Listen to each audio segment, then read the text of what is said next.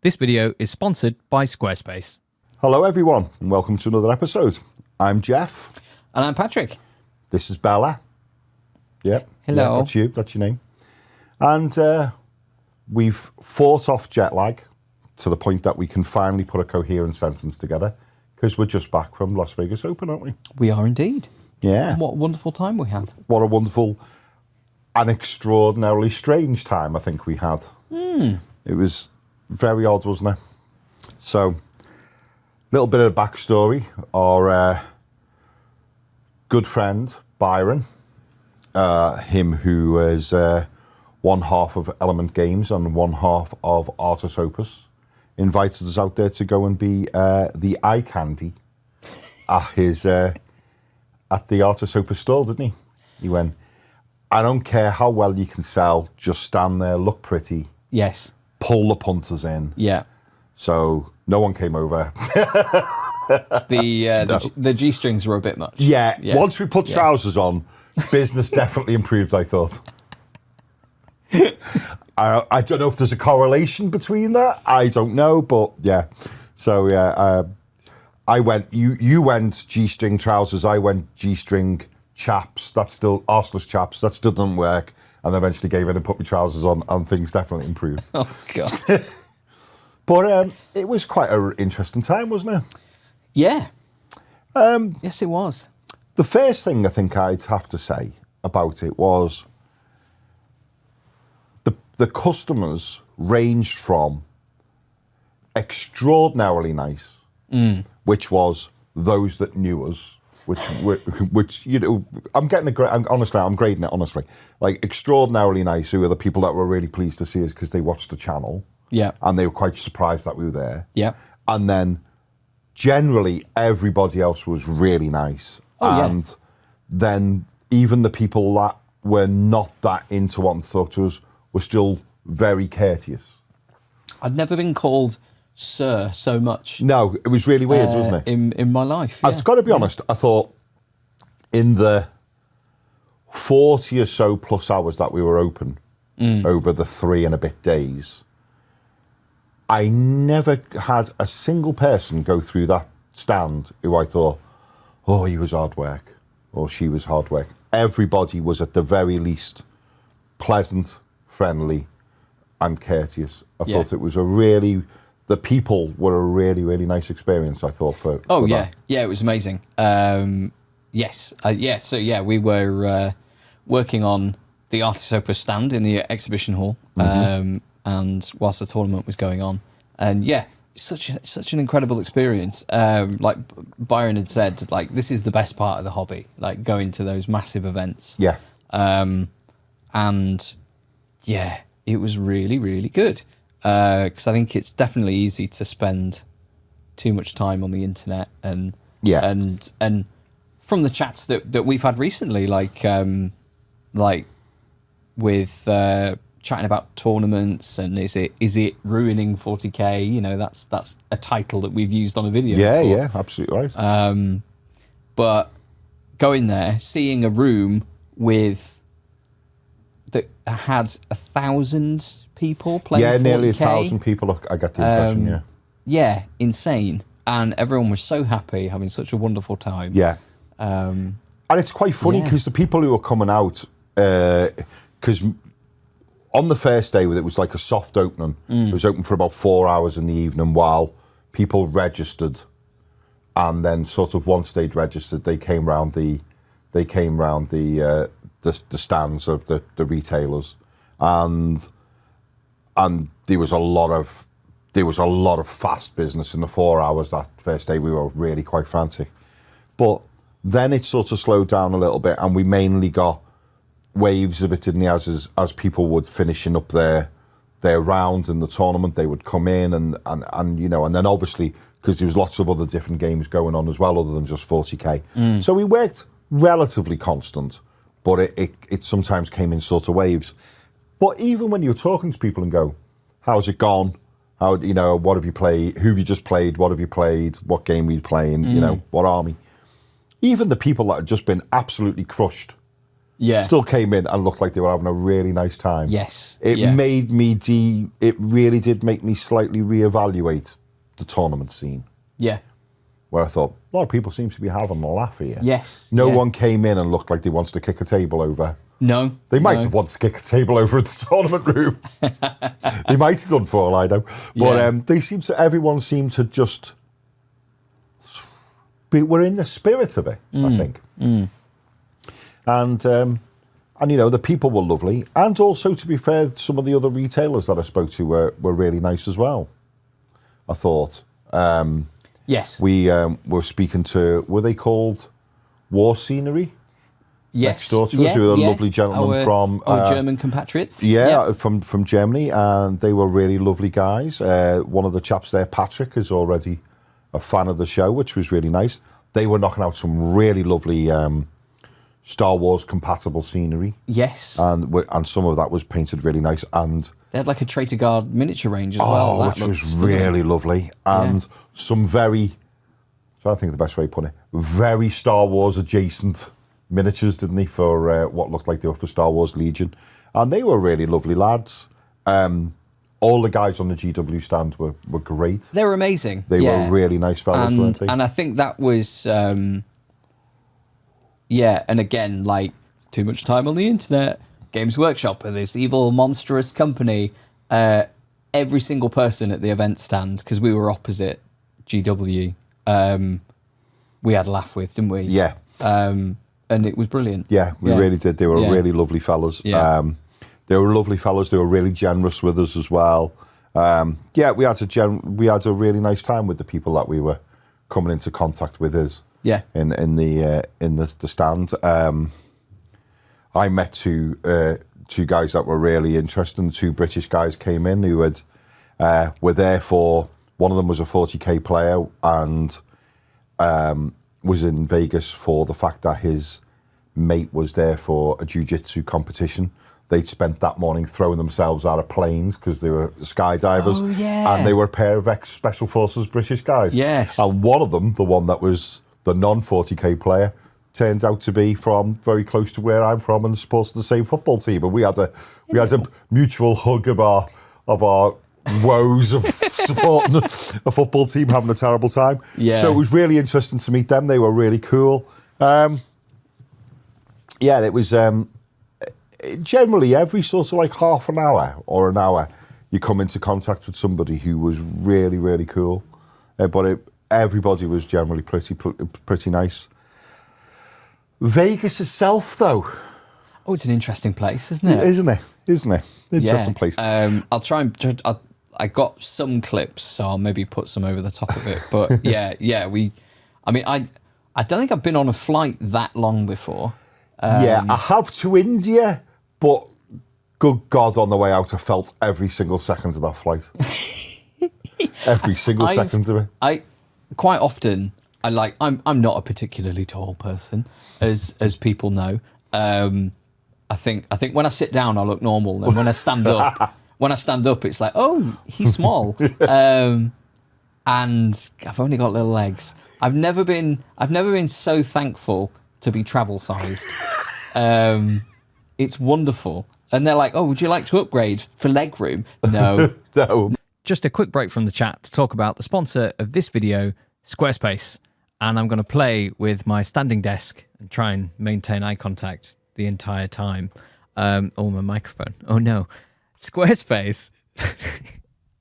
Squarespace is an all-in-one website platform designed to help you and your business stand out and succeed online. Whether you're just starting out or you're already established, Squarespace has all of the tools you need to create a dynamic website, engage with your audience, and even sell anything that you can think of. Products, content, or even time. All in one place. With Fluid Engine, a next-generation website design system from Squarespace, it's never been easier for anyone to unlock unbreakable creativity. Start with a best-in-class website template and then customize every detail with a reimagined drag-and-drop system for desktop and mobile. Get started with one of Squarespace's professional website templates with designs for every category and use. Then customize your look, update content, and add features to fit your unique needs. You can make any Squarespace template do what you want, so your idea, brand, or business stands out online. If you want to sell anything, Squarespace has got you covered. Sell your products on an online store, whether you're selling physical, digital, or service products. Squarespace has the tools you need to start selling online. So check out squarespace.com for a free trial. And when you're ready to launch, go to squarespace.com/thepaintingphase for 10% off your first website or domain. Back to the chat. All right, thanks. No, like, I don't need it. But the seat was a little hour 7. I was like, I'm gonna get some sleep because my arse hurts, and I'm just gonna sleep through the pain. I'd never eaten so much food. Oh, good God! It was And, great. It's no shock to anybody that I'm somebody who can put food away. But I got off the plane, and I don't know if it was. I think I said to the group as a whole, but I was like, I thought I have literally in 10 hours, 10 and a half hours, I've ate more food on that plane than I would eat in 10 and a half hours on, at my job, at home, even on a day off on a Sunday. I thought, I would consume that much food in 10 hours. It was wonderful. It was, honestly, it was like, it was ridiculous. But loads of drinks as well. Loads of drinks.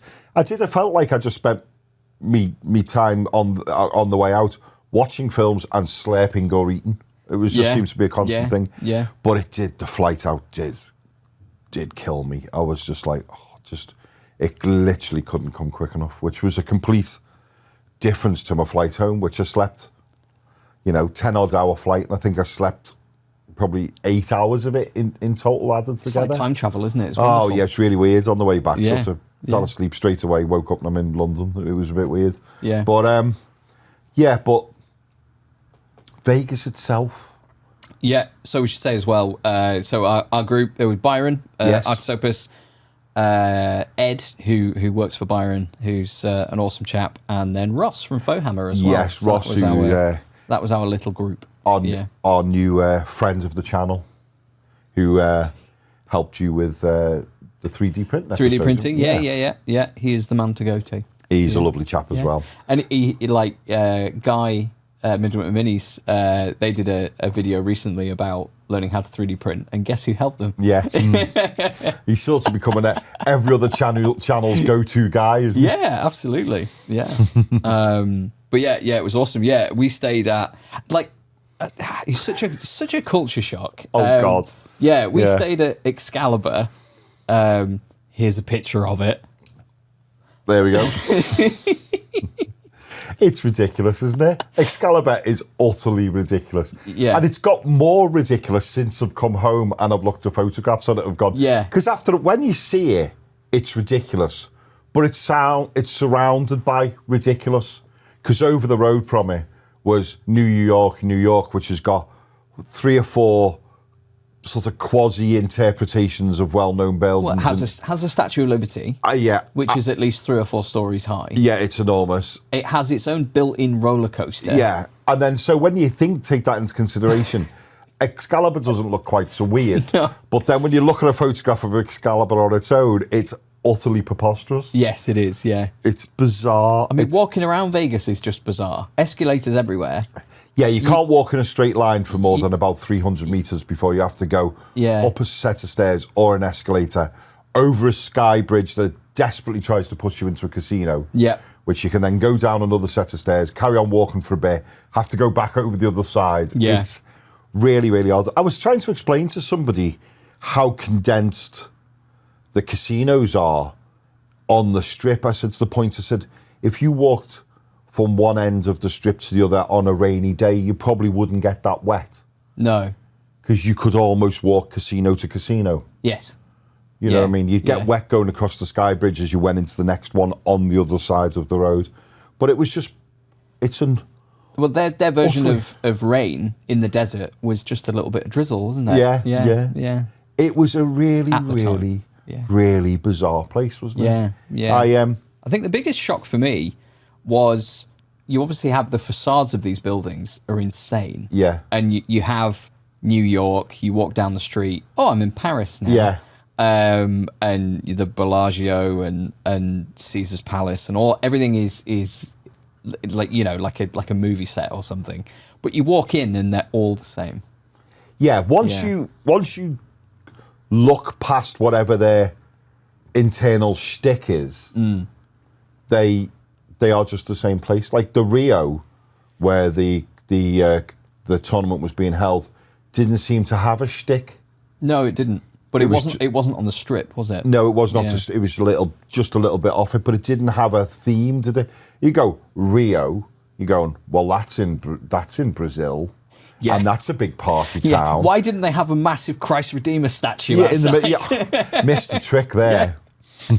But it was like, you know, there was nothing in it. You went, well, I'm getting the feel of like a Brazilian parade of entertainment and and there was nothing where you felt, well, this feels like it's an interpretation of Brazil. It was just like, no, it's literally just a casino hotel. Yeah. It didn't have anything that, you know, even the entertainment, which sadly I couldn't go and see, but the residents were Penn and Teller, who I'd like to have seen. But you don't go. Whenever I think of Rio de Janeiro, I think one very gobby and one silent magician. That's never how I think of that place. And I think, you know, he thought nothing reflected the name, where in other places it did reflect the name, you know. At least our place, at least it had suits of armour and things like that going on in the, it had like the Sherwood Forest Bar. Yeah. And I think I only saw 2 suits of armour. Do you know what was weird? For a country that, in the nicest possible way, likes violence and a bit of a fight, none of the suits of armour had any weapons. Did they not? No. Oh, right. Yeah. Just stood there. Well, that's it, because probably somebody might grab one. Yeah, well, that's possibly a thing. Yeah, they were like, oh, I've just lost my life savings. So I'm putting this sword through the machine. In this slot machine. Yeah. Where's a sword? Yes. Here we go. And it wouldn't get me a mace. Oh, hang on. Yeah. What they should have done was swap them for like LARP weapons, so they're all foam. Yeah, maybe. That would have been fun. But Vegas was crazy. We also went like the Strip. Well, it was interesting because we got there on a weekday. I was surprised how quiet it is. Yes. Because I guess we were there out of season on a weekday, and it was sort of a little bit like, is this what it's like all the time? Yeah. But as it got to the weekend and there was a few like hen parties and the music was a bit louder and then you were like, oh, cool, Vegas. Yeah, I'm jet lagged and really tired and I've been working, so I'm going to go to bed. People were really starting to stand around the croupiers and play craps and you could hear groups of guys and girls who'd come together were cheering at however well the dice were going on craps and things like that.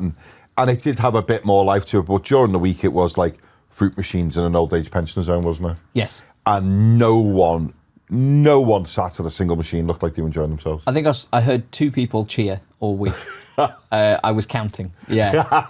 On the weekend it was a bit different. Yeah. But during the week it was. Yeah, it was super interesting. But yeah, it was cool. And then I guess our trip of Vegas, we had to talk about Fremont Street. Fremont Street was what I wanted Vegas to all be like. Yeah. I think. The problem we had is the fact that we worked really long days. They were like roughly 12-hour days, weren't they? Yeah, something like that. And so what with the jet lag and then the amount of hours we worked, we were basically coming out and generally having something to eat and then going to bed, weren't we? Yeah. Basically. Yeah. And because we were normally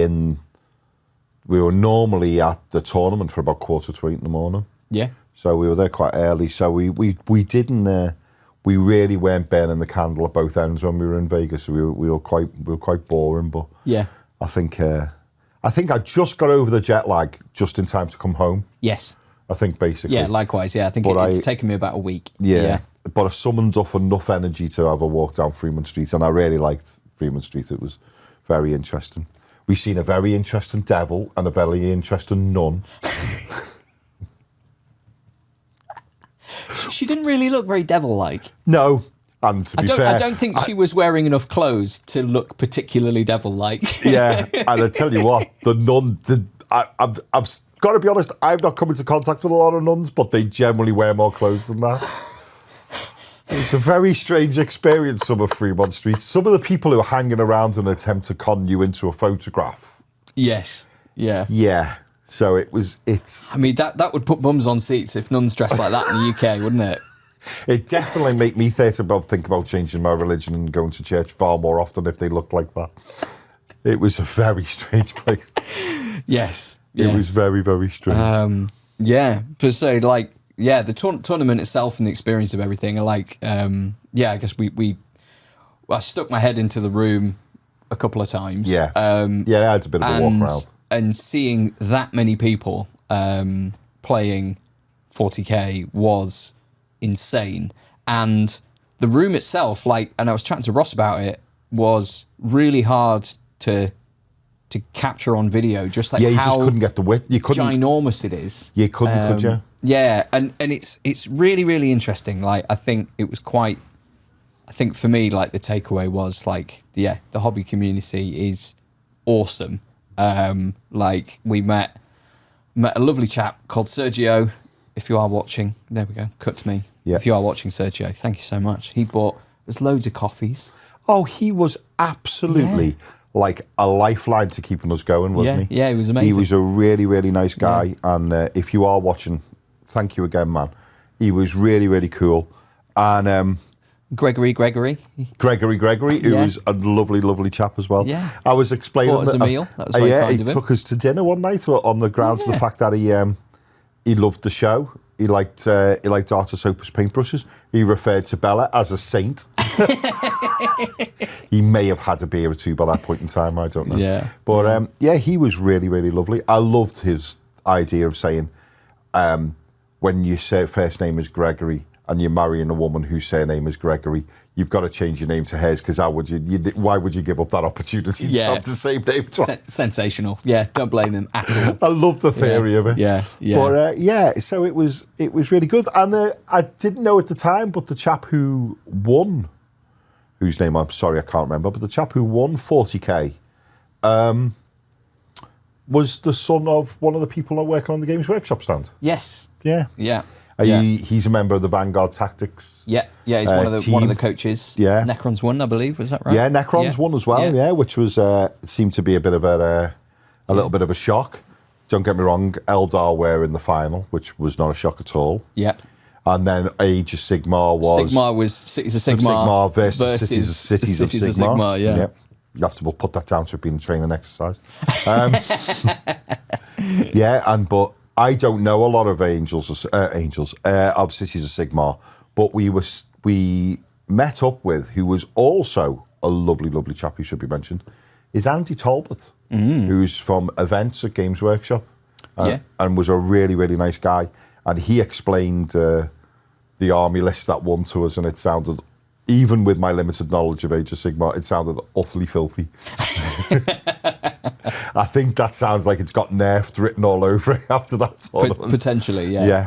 So that was cool. But yeah, it was great. Other folks we chatted to, I'm gonna put the name on screen. I was like, because I've got one of their cards in a bag somewhere. Yeah. Who had all of the painted, like 3D printed, like weapons. Oh, they were awesome. Were they something goblins? Yes, they were. Yeah, and there's you'll see them knocking around on Instagram. We've got some photographs of. Yeah. I think they at one point in time handed me a bolter with that you could actually cock, and had a magazine that came off it. Yeah. At one point in time, that nearly had to be, physically removed off me because I'd taken quite a shine to just keeping hold of it. Yeah, they made some really, really cool. Were they called hobby goblins? Maybe. We'll you'll know because Pat will have put the name of them up. But yeah, their stuff was really, really cool. And they were lovely guys as well. Yeah. So we've got some. I'll put some I'll put some more photographs up on Insta. You'll probably have seen one if you do look at my Insta account. There's one of me holding a large orc weapon with amazingly, brilliantly graffitied "WAR" written down the side of it. Yeah. Yeah, the army painter were there. Yeah, we had a little chat with Adam, which was lovely. Cause, I spoke very briefly to Sam Lenz, who's a phenomenal painter. He was really cool. Yeah, AK were there. There was they were. some lovely chaps working on that stand, and we had some food with the guys from Monument Hobbies as well, who were also awesome. Yeah. Really, really lovely they were people. Fantastic. Yeah, really lovely people. The guys at Monument Hobbies, they do make some phenomenal paints, and they seem to have set our stand alight, didn't they, with the noosh. Noosh. Did you buy a bottle of noosh? I did buy a bottle of I'll have to noosh. try that. That might be a thing for a future episode, wasn't it? Yeah. Turning acrylics into oil paint. Yes. So yeah, it's their subtractive weathering medium. Well done. Yeah. I could go into marketing. You think you could? It made the dog sit up there when you said that like that. Yeah. Subtractive weathering medium is dog for oi. I can, I rarely sit on the sofa. I know. So it's Barely got any sofa looking at this. It's quite nice to be distracted by the dog, and just hello, audio only listeners. I am stroking the dog. Here we go. Yeah. Yes. So I'm really eager to try that and see where it sort of fits in with because I think a criticism of your enamels and oils is everything needs its own thinner. Yeah, it's going to eat your brush. And you have to have different brushes, and it generally is a bit more planning. So like the acrylic nature of it means it's you don't have to think about it as much, less solvents involved, which is probably ideal. Absolutely. But it'd be interesting to see how it behaves. And because it's the medium, you can make it any colour you want. Yeah. So that is super interesting. So I think we'll have a video about that. Yeah. Because they said that they sold out immediately, and they had to sort of really try hard to find stock to bring some. I don't think anyone's got it in the UK yet. It was So yeah, it'll be a fun one. well. It was quite interesting because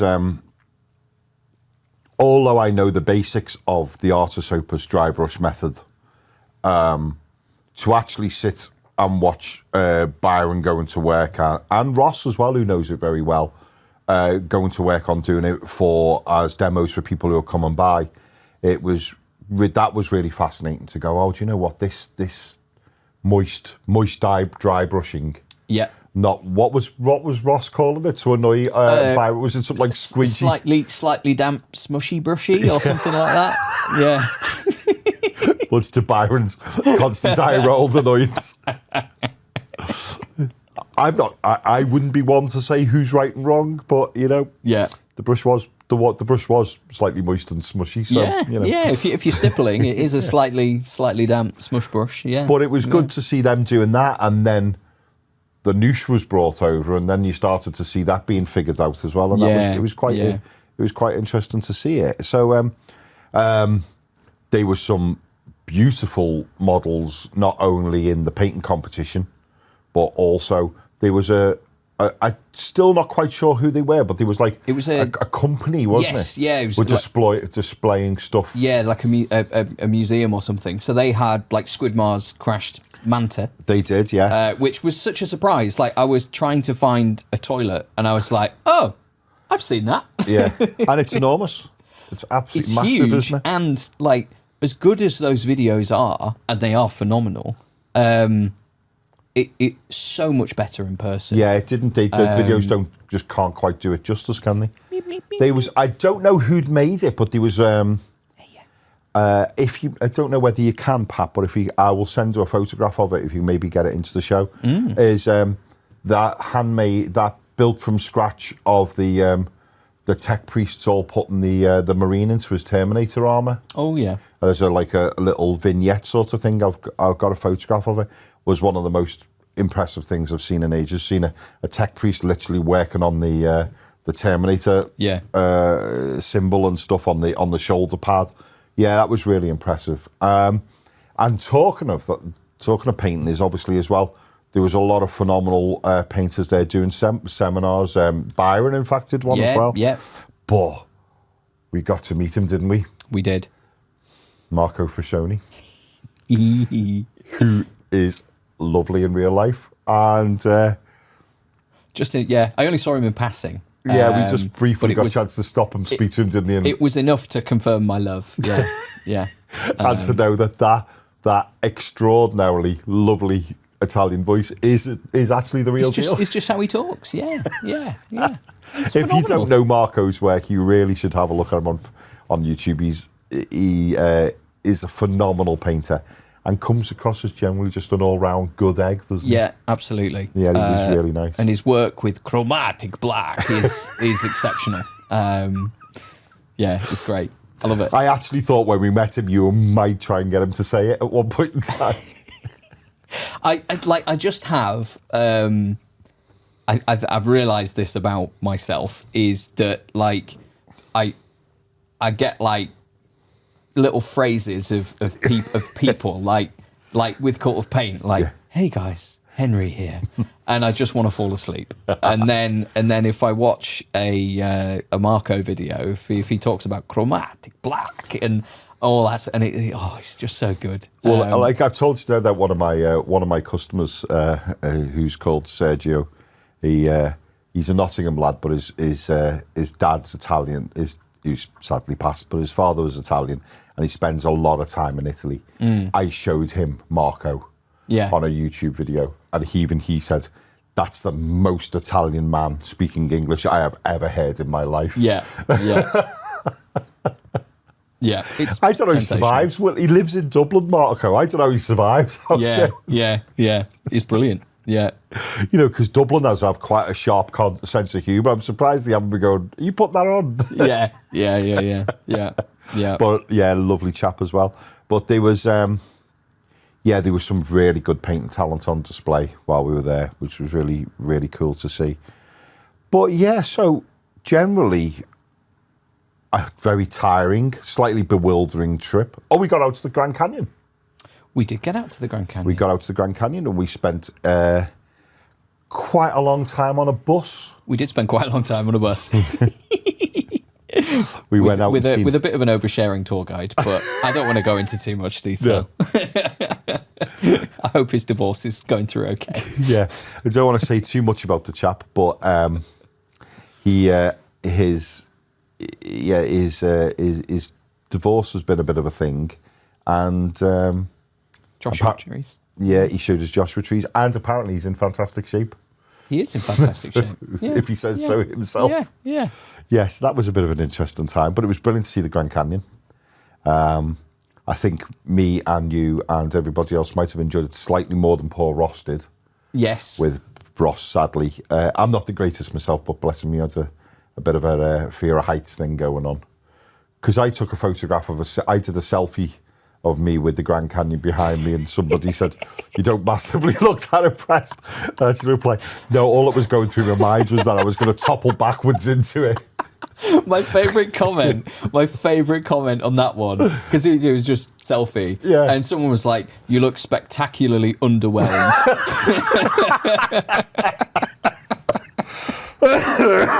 Which is just to put people put it into context for people.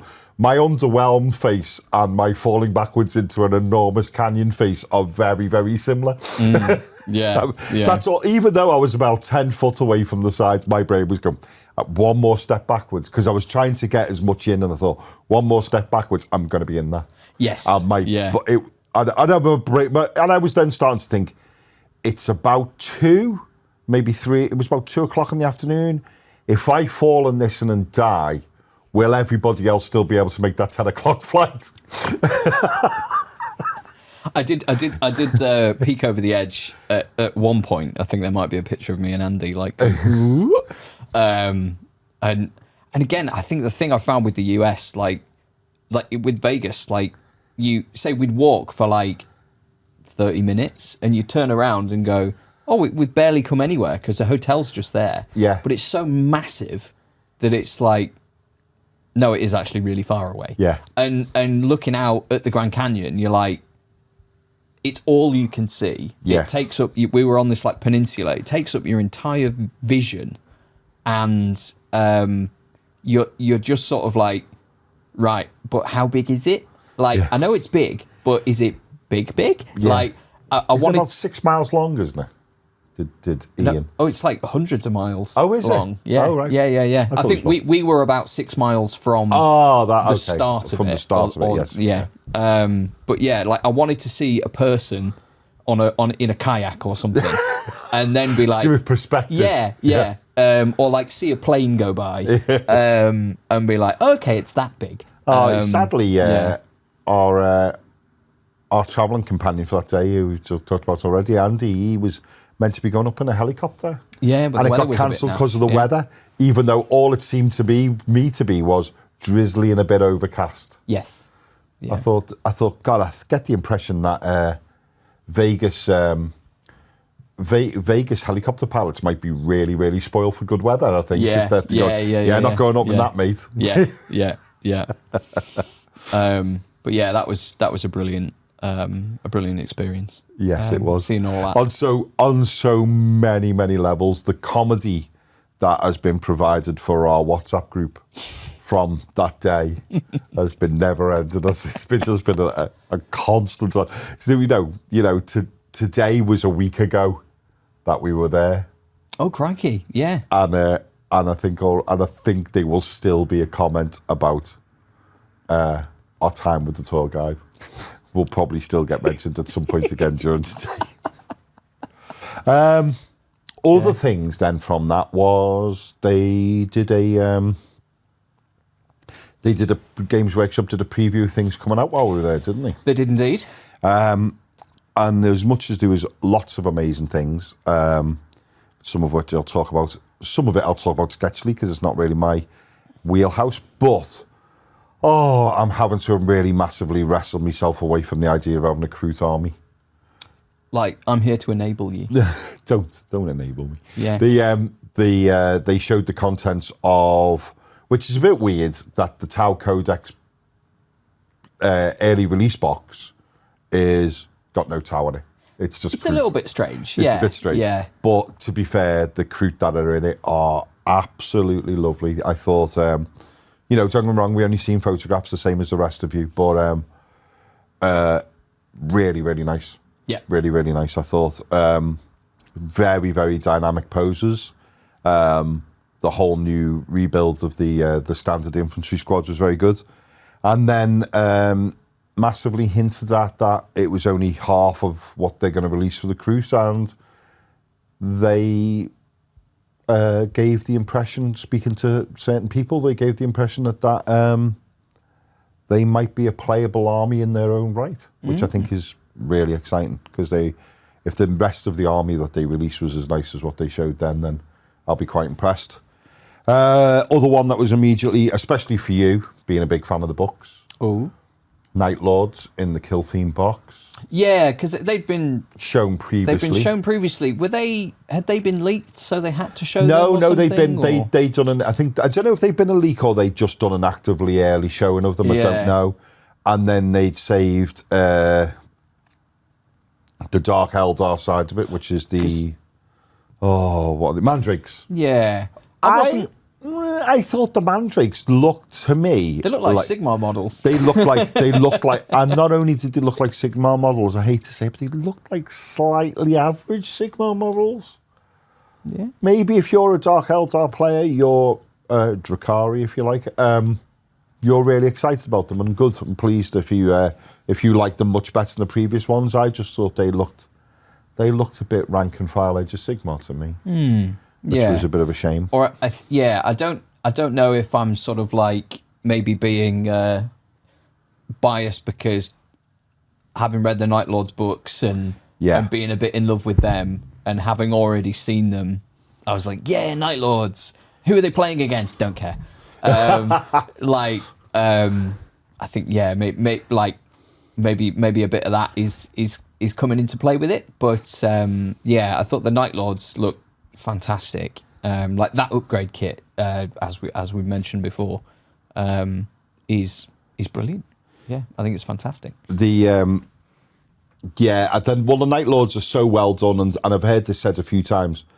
They're so well done that it doesn't look like a Chaos Marine upgrade sprue, it looks like they have released Night Lords miniatures, doesn't it? Yeah. And I think that's a real testament. If you can make an upgrade sprue look like an army box, well, a squad to that level, then you've hit really well. And I thought they were really nice. So the miniatures that stood out for me were the ones of which two characters from Age of Sigmar was Callus and Toll. One of them looking like a traditional sort of witch hunter, big hat sort of character. Yeah. And then he's dressed in full knight armor, but then toting two-handed John Wick muskets. Pistols, yeah. Well, not muskets, pistols. Then you think, yeah, that's pretty good.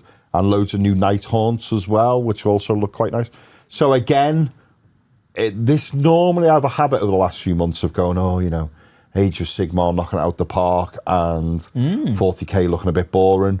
But I think the Crute had it on this one for me. They really did. And I was desperately trying to discover whether I could play them as mercenaries in a Space Marine army without me having to have an army of them. And I was like, just have some, and then I'll do it. Just some. Yeah. I don't know. Maybe I think. Do you know what? Maybe my way to scratch the itch further down the line is they are probably, all being well, might get a combat patrol box. Crew. Okay. If they get a combat patrol box, then I can just build and paint a combat patrol and just play that. Would they do that though? Because if you can only use them in Tau, would it be a bit weird having like two Tau armies? No, I don't think so, because I haven't Space Marine got two. I mean, Space There's Marines, like a Phobos one. Is he not like a Phobos one? There's a Space Marine Combat Patrol, which is the contents of Leviathan. No. So, there's like the Space Marine one is generally, I think, the Phobos armor, and then there's a vehicle in there. But you have like the first box of Warhammer I got in my adulthood was crikey, because they death thingy-my-bob. Yeah. I keep forgetting the name. It's terrible. Guard. Silver shoulder pad. Oh, yes. Deathwing. Yes. No, it's not Deathwing. No, Death Watch. Death Watch. There we go. All the death. There's so much death. So much death that I can't remember which death it is. So I got a Death Watch one, and there's various like chapter ones. I think there's like 4 or 5. So because I've got to be honest, if they are going to say they're playable as their own army, then I wouldn't be surprised that they get their own box. Yeah, I guess that would make sense. So that might be in the way of me scratching my itch, because that is something I would like to investigate further down the line, is Combat Patrol, because I have heard good things from a few people that play it, and I think the idea that the one box, although I don't think it's hugely ever going to happen, but the idea that all boxes are balanced and you should be able to play one against another quite competitively. Yeah, that would be quite good, especially because I also have always quite fancied the idea of having a sisters box as well. So yeah, but if they do that, if they don't blend them with the Tau for a new Combat Patrol box, then I will probably buy the Crute that way, I would say. Yeah, which would be pretty cool. Yeah, I think the Crute in the kill team, like, I thought, oh yeah, they're really cool. Yeah. I don't know. I'm not sure. Maybe I'm just a sucker for power armor. Yeah, maybe you are. I'm just basic. Maybe that's my thing. Yeah. I thought I could look at the Crute and go, yeah, that's cool, but say it doesn't interest me as much as like the Deathwing box that's coming out. Oh yeah, well, like in this, is it this weekend you can get your hands on it? Is it this weekend? What, you can pre-order it, or you can no, because you could pre-order it. Oh, it's pre-ordered already gone, Vegas, hasn't it? That's right. Yeah, it was. Yeah. Well, I was in Warhammer World yesterday, and I was looking to get a Tauros, which sadly they didn't have, but apparently might want to have one later in the week. And I seen the Deathwing Terminators in the flesh, and whoever has painted them, who will obviously be watching because we know all of the heavy metal team watch this channel, whoever painted them has done a really banging job. I've seen a lot of heavy metal on display in Warhammer World before, but and I've always been mightily impressed. But whoever has painted the Deathwing, they are in the flesh really, really, really crisp. They've done a really banging job on them. They look to the point that I was like, oh, Deathwing, oh, Dark Angel. Like, no, not doing that. I've already got enough Space Marines to paint to see me till the day I pop my clogs. I'm not doing any more Space Marines of another chapter. So, but yeah, really, really nice though. Yeah, so that was cool. The other thing as well, which was really nice, wasn't it? Was that when we were selling for Arta Sopers, some people bought our stuff. Yeah. Who knew? Yeah, our special blend of our special brushes blend box went, which was quite nice. Yeah, and some people bought dice, and there was the really funny moment where I was stood. I'd just dealt with a customer, and they'd left, and I'd been chatting to them, so I was on the outside of the stand, and they left, and then a British guy rocked up next to me with his mate, and then went, "Painting phase dice here," and it was like the last couple of bags that were available that were there because they were mainly being used to show off the dice tray, the standard Arta Super standard dice tray. And he was going, "Painting phase dice here. I'm really, really surprised." I thought, "Why are they there?" And then he sort of turned, as I then turned and looked at him, and found out he was a big fan of the channel. So if you're watching, hello. And he went, "Ah!" And I was like, which was quite funny. Yeah, so that was quite nice as well. So yeah, generally, I thought it was a very nice time. My feet are still a little bit throbbing. Yeah. But other news is we've had, hopefully, which will come off, we've had the invite from Byron and his right-hand man, Ed. We've had the invite to go and work at Adepticon, haven't we? Yeah. That'll be very exciting. Very close to Chicago, which would be good. I'm giving real serious thought that when I work Adepticon, I might treat myself to a new pair of slippers. Yeah. I might just work Adepticon in like a big check pair of Marks and Spencer slippers. Would they have the support for your feet though? Well, I don't know, but I don't know. I think I made a very large error of going to Vegas in relatively new boots. And I was thinking my feet are throbbing a little bit. So either it will be one extreme to the other. I will either be at Adepticon in slippers, or I will be at Adepticon in extremely far too much more than is ever needed walking boots. Yeah. I think will be one or the other for me, and I can't quite make my mind up which way to go. It'll still be quite cold in Chicago in March, won't yeah, it? It's known to be quite a cold area up that way, so you never know. The Gore-Tex lines walking boots might be the way. Yeah. And either that or exceptionally fairy slippers. Yeah, it could be one or the other. Why not both? Maybe both. Yeah. Maybe see how the day works out. Yeah. My feet were hurting a bit. I don't have an incredible lower back because I'm in my 30s now. So if I sit on my nice office chair, I'm all right. But the flight over, I was like, oh. I unfortunately on the way over had the argument with the gentleman in front of me who tried to put his seat back and then couldn't quite figure out why it wasn't really going anywhere, and then turned around to look at me, and I had to say, "Your seat's not moving because I'm 6'2". Yes. Who then said to me, who then grumbled, turned round, and then eventually started moving his seat again, and then moved it onto my feet, and I had to give it a little bit of a nudge to get the weight of it off my legs. And then he looked around and said to me, he said, "If I have my seat back, is it going to inconvenience you?" And I went, "Yes, it'll be quite sore because you've actually basically got your weight laying on my knees." And he went, "But what am I meant to do? It's an 11-hour flight." And I was like, "What am I meant to do? I'm 6'2". Yeah, right? you can't. I can't take my legs off. No. Good God, I wish I could have. You know what I mean? And again, lovely to be travel size. Yes, absolutely right. Yeah. That's what I'm going to do on the way to Chicago. I'm going to sit in front of you. And then I could have my seat all the way back and you probably wouldn't notice. No difference. No difference. And on the way back as well, you lucky blighter, being the size you are, 3 seats and a lie down. Oh, yes. Yeah. I got 3 seats, and my version of having 3 seats was I sat in the middle and just had one leg under the other 2 seats. That was as good as it got. Don't get me wrong, it wasn't bad, but yeah. I mean, they give a pillow and a blanket to each seat, don't they? Yes. and I had my travel pillow as well.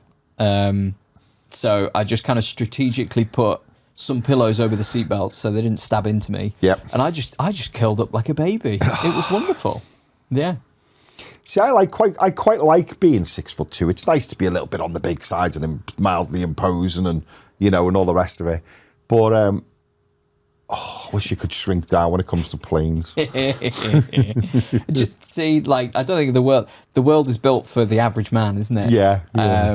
Yeah. So the one I think that killed me, with regards to my size on that plane, was that on the way over, I went for a wee, and as I went for a wee, I walked past legroom, where was sat Mr. Steve Box from Vanguard Tactics, with his mate, whose name, if I remember rightly, is Jake, who's about your height, was in legroom like this with about another 7 spare foot. I mean, don't hate the player, hate the game. Yeah, hate the game. But I was like, you should have got that upgrade. Oh, and you know better now. I do know better now, because I don't know whether you've seen, but on the our Vegas WhatsApp group, which will obviously become the Adepticon WhatsApp group, I have already, when Ed said, "Can you confirm whether you can go?"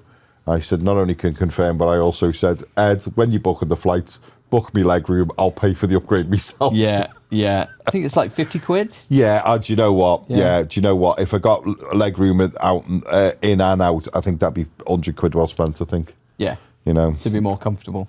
Yeah. Absolutely. So... But you could pay like 1,000 quid to go in upper class.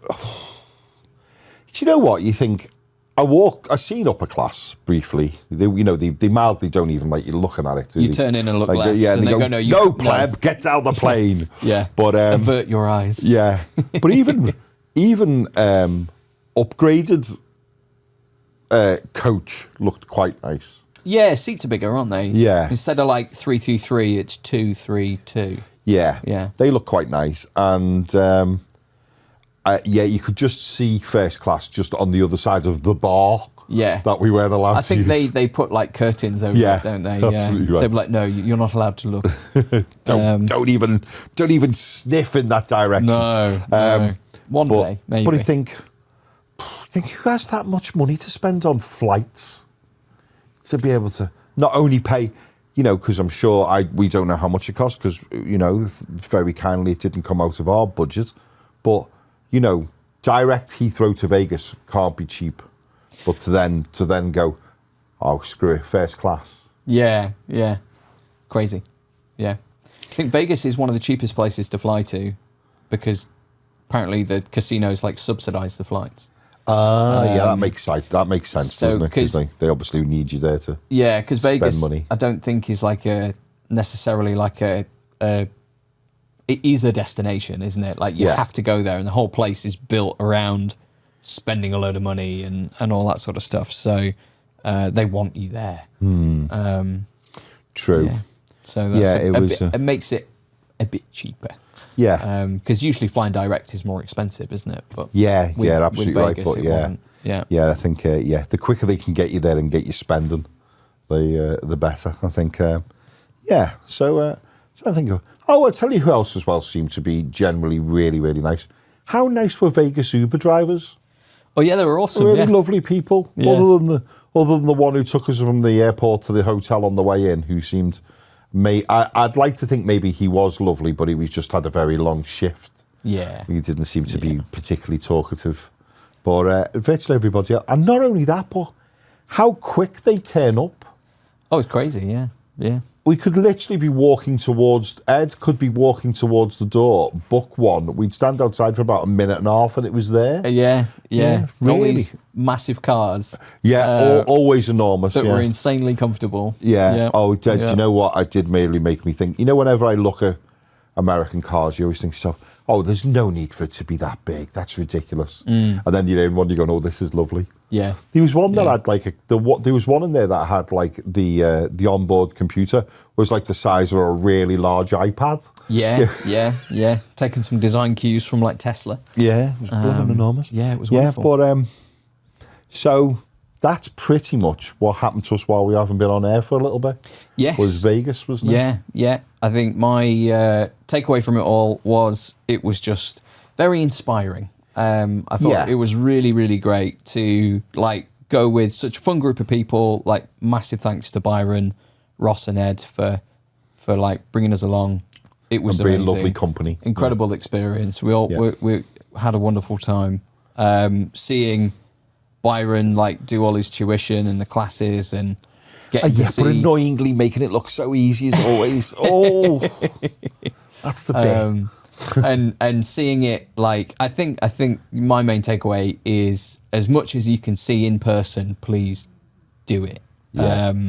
Like, if you are unsure about tournaments, go to one and try and experience the vibe and see what it's like. Everybody there was so friendly and welcoming and lovely, and seeing everybody just sort of, you got, 3,000 people.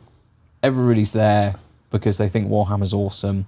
And, there'd be some outliers, and I'm sure somebody went and didn't have an incredible experience. Yeah, I'm sure they did. I think that was for me, like, just seeing people in the flesh rather than talking about it on the internet. Yeah. Was and seeing painting up close, I saw so many awesome armies because Byron judged the Age of Sigmar like best painted. Oh, there was a chap who came through. There was an American chap who came through with some sort of troll army. Yeah. That was all Christmas themed. Yeah. Where they all had, for weapons, had like sort of things that were derivative of like candy canes, didn't he? Yeah. And one of the trolls that I assume the original model would have been throwing like a boulder or something. Had like the was elf throwing on the shelf. elf on the shelf's head. Yeah. And it was just, and it even was on like a little frosted sort of base, wasn't it? So for the display. Yeah. It was really, really lovely. It was some really really interesting armies that people brought over to, as they were coming through. Because I was saying to people, "Oh, can we see your army?" And some of them were really, really cool and really imaginative, to be fair. Yeah, so I was knackered. My feet are a bit sore. I think I've only just about come to terms with the fact I know what day it is. But Vegas is really weird. But I'm still very, very glad I went, I think. Yeah. Wonderful experience. Like, I don't think I can say, go to Vegas, go to LVO, because it's going to be cost prohibitive. Yeah. I wouldn't have gone if no, we I don't know. There. I still, other than if I was very kindly asked back to work there next year, I think I'd be quite happily not to see Vegas again. I think because the thing is, you've got to accept as well as, isn't it? Not everywhere in the world is for you. And I don't think Vegas was massively for me. I think one of the major travesties of Vegas was that I had a cup of tea in the morning before you kindly picked me up to drive to Heathrow, and then my next cup of tea was about half an hour after I got out of your car back outside my front door. Nearly a week without a cup of tea. What's that about? That's a long time. It was a really long time. Tea. Yeah. I don't think I've ever felt more English, the fact when I turned up, even though I knew it was going to happen, when I turned up to my hotel room to discover that they don't have a kettle. I was like, good God, the people are like savages. How can you have no kettle? Horrified I was. Only joking to our American viewers, but you really need to embrace the electric kettle for those of, it seems to be a thing you haven't really got your head round over there yet. Yeah. But, well, as Ross said, we share a language, but not much else. Yeah, it would seem so. It was a bit of a culture shock. Well, we share a language and Warhammer, it would seem. Yes. Yeah. All right. Anything else? It was lovely. No, I think that's generally covered everything. Yeah. There we go. I think my I can't. Oh, hang on. You can't not talk about what they like 4.5 pounds in weight gummy bears. Oh yeah. Good God. Well, hey, I came back and Hayley said, you would never have a shop in England called I Love Sugar. That just wouldn't be allowed. No, the tax on it alone would be insane. That gummy bear would be buying that gummy bear and bringing it into the UK when you consider sugar tax would probably be equate about the same amount of bringing the same weight of cocaine from Vegas into the UK. And then I was talking to him, I'm just on this gummy bear, I'll put a photograph up on Instagram. The gummy bear, I then thought, how do you eat it? Do you just gnaw on it? And then I said to Hayley, do you take it off in slices? Yeah. And she said, that starts to feel a bit like a serial killer thing, just slicing bits of gummy bear off. Yeah, You know what I mean? just start, your ears going. Yeah, start with the appendages. Yeah. To really prolong the suffering. Or you like a family, if you just gnaw a bit of the gummy bear and then go, there you go, and then we all just don't know where I was eating. Yeah. Start on a leg. Yeah, just pass it round. Were you eating the left or the right here? Oh, the left, or I'll eat the other one. Yeah, just Lady and the Trampet with your significant other. Oh yes, it was just like anything that you've seen before in England. It was like that, but just had to be done so much. Way bigger. Bigger. I think the most normal food we had out there was when we went to a pizza place. Yeah, which amazingly nice staff. Yeah, and and don't get me wrong, I know they work for tips, but the staff in America are very good. Yeah. You know. And then I think, did we go to a Thai place at one stage? Yeah, we went to a Thai place on Fremont Street. Yeah, yeah, that felt a bit British, didn't it? Quite normal. Yeah, i.e., like, oh, we could eat like this in the UK. Yeah. We walked past the Heart Attack Grill, yes. Which if there's a massive sign that says if you're over 350 pounds in like weight, yes, you eat for free. Maybe I will go back to Vegas. I'll just get on a bit of. I can't be far off that. Like I Put the effort in. I don't know what that is in. I dread to think in old money, but yeah, that and I looked at because I was recommended to go. Love the idea going, if you're really fat, we're here to help you get fatter. Yeah, we want to give you what that a really heart great attack. idea. Yeah, which is if you've a horrific bizarre. heroin addiction, we'll give you it for free. Yeah. Already addicted? Yeah. Free drugs. Yeah, and I looked at the restaurant because one of our followers said, "Oh, you're going to Vegas? Go to the Heart Attack Grill," and the wait staff are dressed up in like nurses' uniforms. Yeah. If you go in, you're given an apron or like you're going to have surgery. Yeah. And if you don't finish your food, they spank you. And the largest thing you can buy on the menu, if you want additional bacon, you can only have 40 slices of bacon. Wasn't it 40 slices of bacon for $7 or something? Something ludicrous, yeah. Although American bacon is a bit weird. It was like very, very small little. Yeah, is it like streaky bacon? Yeah, like streaky bacon. Yeah, it was a bit strange. I do like streaky bacon. Yeah, no, I like it to look. I actually do like it to look like it was once a bit of a pig. But it has to be the correct shape. It has to be the correct. It has to be that shape. Yeah. But yeah, wonderful experience. I think yes, my takeaway was, if you're unsure whether you hate tournaments or not, go to one. Mm-hmm. Absolutely right. I think my experience from that would be that I would be keen to go and share that experience. Yeah.